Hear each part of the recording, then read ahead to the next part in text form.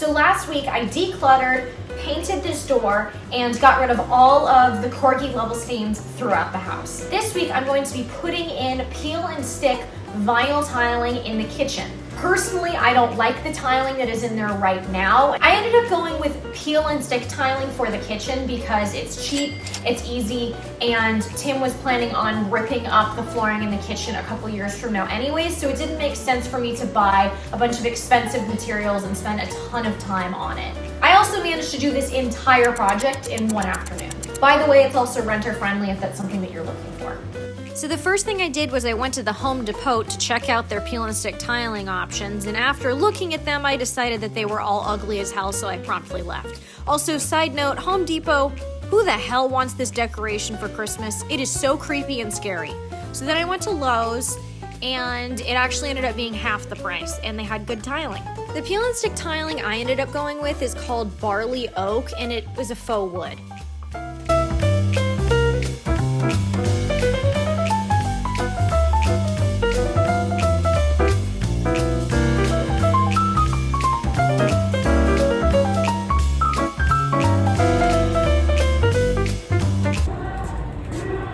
Okay, so after going to 2 different Lowe's, I was able to find the flooring that I needed.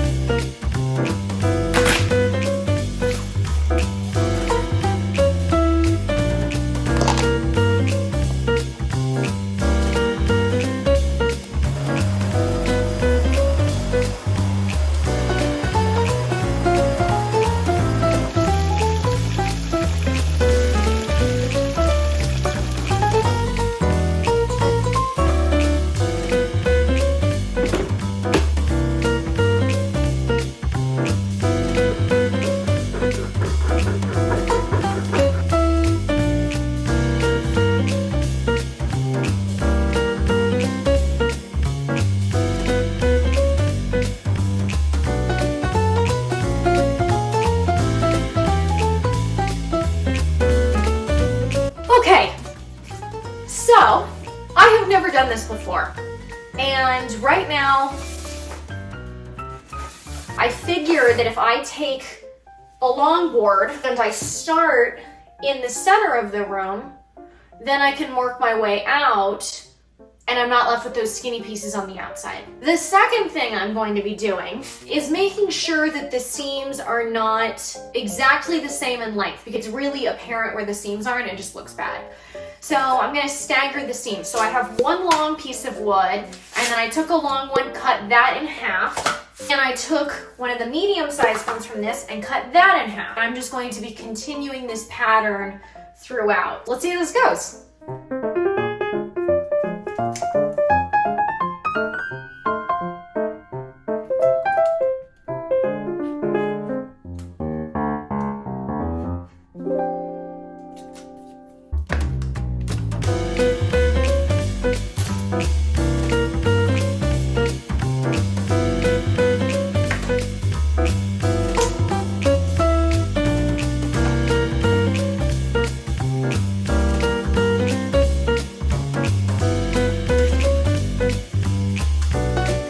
So right now I am rough laying everything to make sure that the pattern actually works, and then I'm going to remove the backings of them and lay them exactly as you see them right now.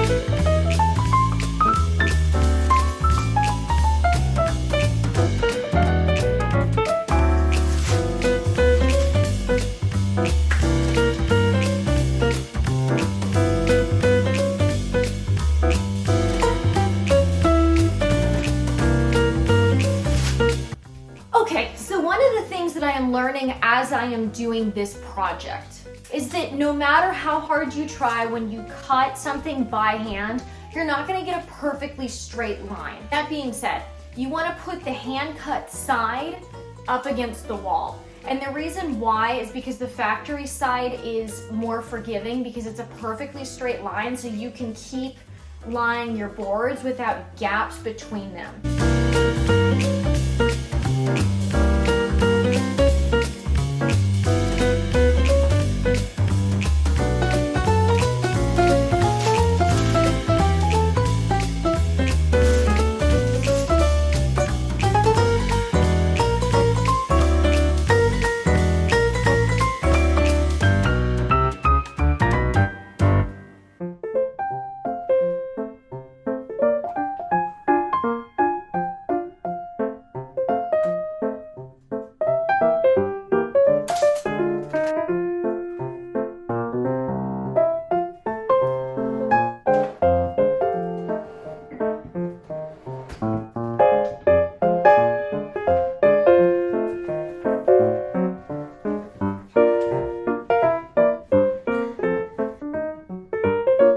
Okay, so there's a line that I have to remove because I forgot that there is a water line for the fridge.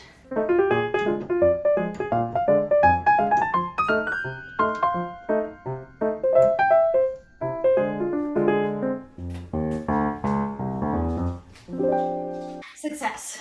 Okay, so I probably should have grabbed the vacuum cleaner beforehand, considering the fact that I have just locked myself in the kitchen with this refrigerator.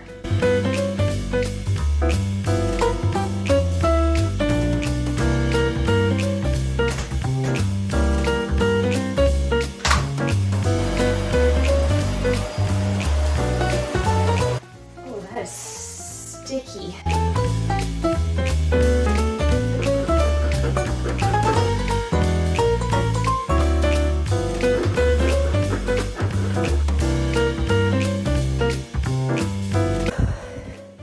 Okay, I think it's time for a break. Kirby, you want to go outside?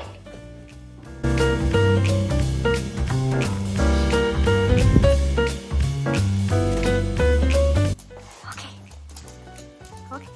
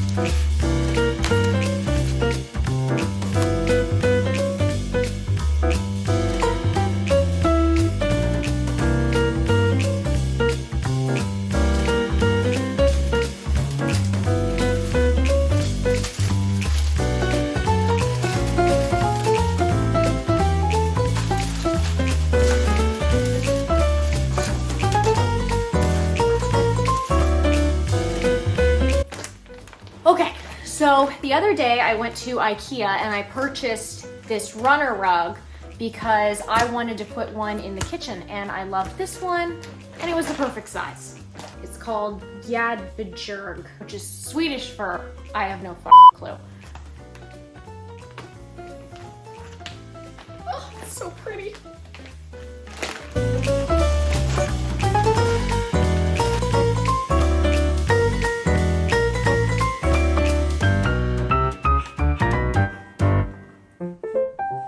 So I am going to be adding under the rug this non-slip stuff from Ikea because the rug keeps slipping and sliding all over the kitchen flooring and I don't want it to be a tripping hazard.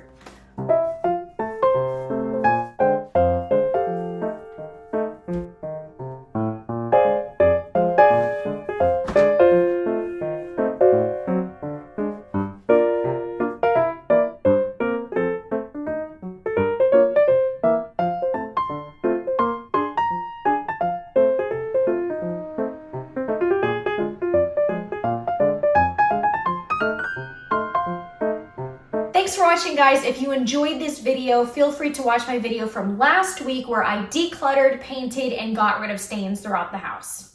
Bye.